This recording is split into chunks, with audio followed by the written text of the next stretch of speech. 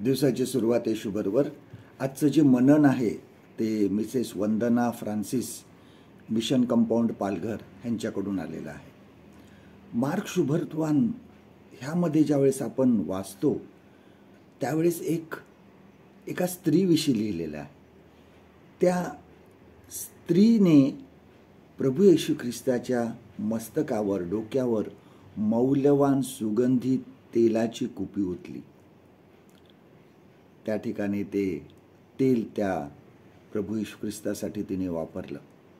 बघा, मार्क शुभवर्तमान ह्याचा 14वा अध्याय, गॉस्पेल ऑफ मार्क चॅप्टर 14.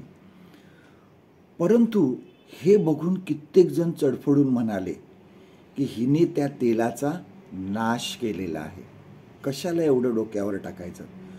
परंतु येशूने त्याला उत्तर दिलं, प्रभू येशू ख्रिस्ताने सांगितलं की हे हिने माझ्या उत्तर कार्यासाठी केले आहे. यहुदी परंपरेनुसार ज्यावेळेस एखाद्या शवाला, म्हणजे एखाद्या मनुष्य मेला, त्याच्या 3ऱ्या दिवशी त्याला सुगंधी द्रव्य लावण्याची एक प्रथा होती. आणि प्रभू येशू ख्रिस्ताने ज्यावेळेस जन्म घेतला त्यावेळेस त्याला सुद्धा मागी लोकांनी ही सुगंधी द्रव्य अर्पण केली होती.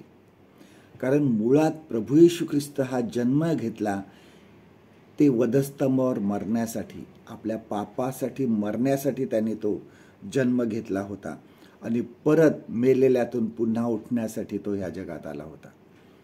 त्या स्त्रीविषयी प्रभू येशू ख्रिस्ताने अजून एक खूप मोठी गोष्ट सांगितली.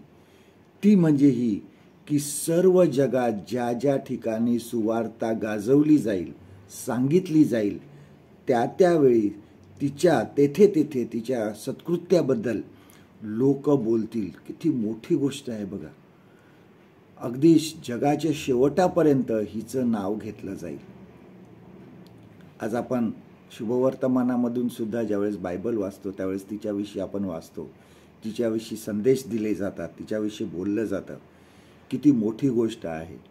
आज आम्ही विचार केला आहे की आम्ही कुठे आहोत, आम्ही कुठल्या स्थानावर आहोत, आम्ही नक्की कुठे आहोत, आम्ही असे कुठलं काम करत आहोत की ज्यामुळे लोक आमची नाव घेतील. आम्ही एक ख्रिस्ताचे साक्षी म्हणून जगाच्या पुढे राहू, असं आज आम्ही काय करत आहोत.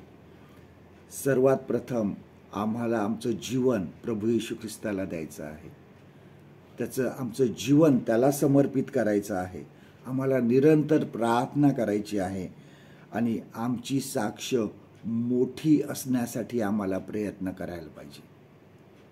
आजचं देवाचं वचन आपल्यासाठी हे आहे, मार्क शुभवर्तमान याचा 14वा अध्याय 9वं वचन, gospel of mark chapter 14 and वर्स 9.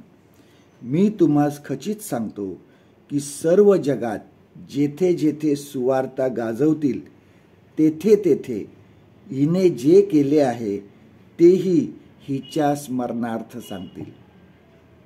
परमेश्वर करो आजचा दिवस तुमचा आशीर्वादित करो.